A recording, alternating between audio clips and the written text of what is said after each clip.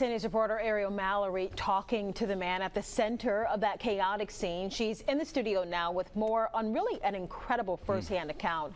Ariel, he's hoping to set the record straight. Yeah, that's exactly right, Lenise. After speaking with Stuart Gilman today, he wanted to make one thing clear. He says he never tried to shoot police officers. Gilman says he was only trying to get help. I was in a lot of pain and I needed rescue, and that's for sure.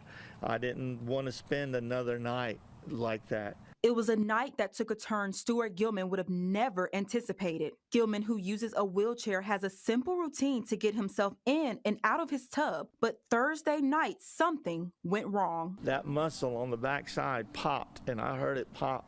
And I went down, and the more I tried to get out, the weaker I got. And I just got weaker and weaker to where I couldn't even hardly pull myself up. Gilman says he had to spend the entire night in his bathtub in horrible pain. As the hours went on into Friday and the pain got worse, he knew he had to do something to get help. I was in a lot of pain and I needed rescue, and that's for sure. I didn't want to spend another night like that. And I finally realized, I got the pistol. Desperate with nothing else but a loaded pistol and 2 clips, that's when Gilman says he started firing. Get the first cube there, and I put 2 rounds to get a hole through it. Boom, boom, knock the hole out. And I pulled off the next 6 rounds. Boom, boom, boom, boom, boom. I put the extra clip in, don't have any problem. I don't gonna use it. I figure somebody's coming. And somebody did come. Several law enforcement agencies from Baldwin County and Aaliyah. An alert was sent out just after 7 o'clock from the Baldwin County Sheriff's Office saying that a gunman was on Pecan Court and Pollard Road. I heard a police officer. I heard the siren. And it was about maybe just a few minutes. I heard the sirens. And then they stopped, and I'm going to myself. I'm thinking, they're looking, they're looking, they're looking. Just to let them know he was in the bathroom, Gilman says he fired off 4 more shots in an upward direction, but he didn't expect officers to fire back. And fire 4 more rounds. Boom, boom, boom, boom. All right.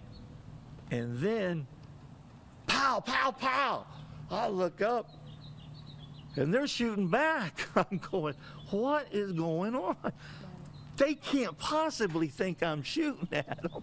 But they did. Another alert sent out an hour later that said shots were fired at deputies. There were no injuries. And I want to say right now that those officers that thought I took a shot at them, I want to apologize to you if I caused you any stress whatsoever.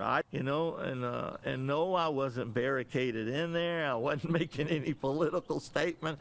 I was just looking for help.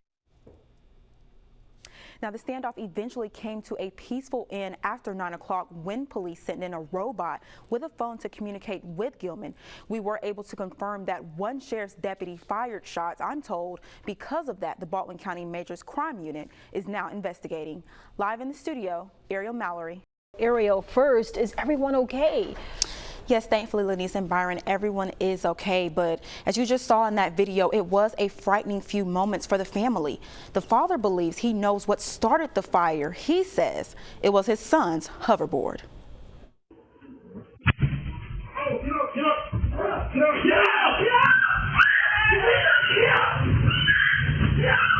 A terrifying and shocking wake-up call for this father last night when he saw flames coming from his son's bedroom. I heard something like a boom, like somebody fell. That wasn't the case. When I got up, I was walking out and I just seen a spark come from their room. My mind playing tricks on me. It was not. Jeremy Hackett says his son's hoverboard caught fire while his son was laying right beside it, torching the side of the bed. Moments later, that's when he grabs the fire extinguisher. His wife rushing their 5 and 10-year-old sons out of the room, the boys screaming.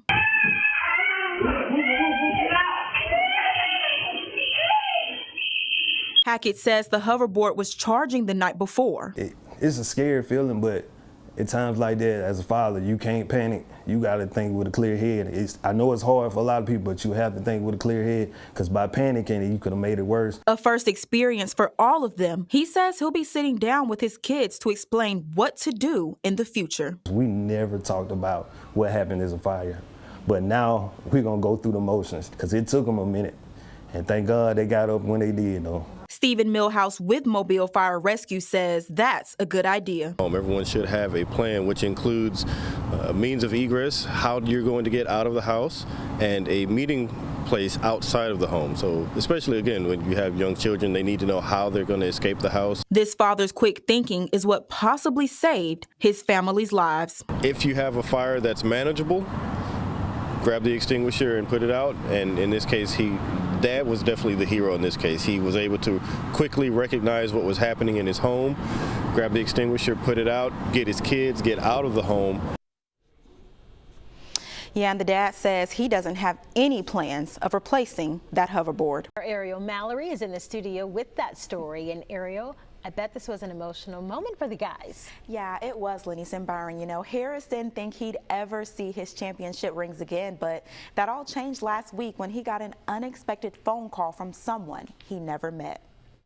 It was like I want him again. Yeah, it was like I want him again, and he was presenting them to me to wear them. Tonight, a heartfelt reunion. A prized possession thought to be lost forever is now back in the hands of its owner. 6 years ago, Hygel Harris says he was riding on a Mardi Gras float in downtown Mobile when 2 of his blunt championship rings went missing. After I got home, after the parades and stuff, I started looking everywhere and could never find them. So, and I just had never found them. For me, the hard work that I put in for them, they meant a lot to me. Harris says he got the rings when Blunt won 2 state championships in 1990 and again in 1992. He says he was devastated losing something so sentimental. But last week, Harris got an interesting message from a stranger saying they found something he might want. I was feeling on my pockets. I'm like, well, did I lose my wallet? So I'm like, I haven't lost anything. So, and I'm like, well, why would they be calling me? Come to find out, it was Jamie Malone calling to tell Harris he found his rings in the exact same spot 6 years later. I was sitting at home and decided I just wanted to go do a little metal detecting, and so got a signal on the ground and bent down, dug it up, and there was one ring, and dug a little deeper, and there was a second ring. After seeing the engraving on the rings, Malone was determined to return it to the owner. He says within minutes he was able to track down Harris online to meet up and return the rings. The 2 men who met as strangers say they're now lifelong friends. Like my new best friend right here, so I tell him I can never thank him enough, and he'll always have a part of me and a part of my heart. Love it. I did. I loved getting the chance to tell this story because how unique is it to find something you lost 6 years ago? Right. Never thought you'd see it again. And have a stranger find it. Yes. Well, and I bet he's not worn rings to a Mardi Gras parade when he's throwing anymore, right? Oh, no. And Yeah. he says he won't be taking these off anytime soon. I don't blame him. Thanks, Ariel. Thanks, Ariel. Fox News reporter Ariel Mallory has been following the story all day for us. She talked with Weston's parents today, both understandably devastated, Ariel. Yeah, they are, Byron, and it almost feels like a nightmare they can't wake up from. They tell me Weston was next door playing when they got a bang on the door that something was terribly wrong. When we got over there, it was a matter of time before I knew he was not going to make it. Both Mercedes Spellich and James Thomas received the worst news of their life last night. Their 3-year-old son, Weston, shot while playing a game with his cousin. They was playing cops and robbers, I guess. I'd gotten in the closet Where the gun was. And I guess found the gun and got it. Deputies say the teen pointed the gun at Weston and pulled the trigger, not realizing it was loaded. Weston's parents say the boys play together all the time, but not in this way. Not like that. Not like that, no. I don't let him play like that. Like cops and robbers. I don't let that happen. I will never. Weston knows not to touch stuff like that. He knows he knows Mom and Daddy taught me that. Their world completely shattered by the loss as they struggled to understand why. My son was 3. He did so much for me for. And I just don't get why. I really don't. Despite their grief, they don't put the blame on anyone. They just wish they could have been there to stop this from happening. Not at We don't all. put blame. We just Wish it's something. It was different. I wish it just never happened. They just. Why was the gun down in the first place? Since they knew they was playing in there. a couple questions, you know, I would answer. They should have known that the gun was down there and that they should have took care of it. Mama's baby, we love you. Now, the 13-year-old was taken to the Strickland Youth Center. The family tells me they do plan to have a bike ride in Weston's honor soon. Live tonight in the studio, Ariel Mallory, Fox 10 News.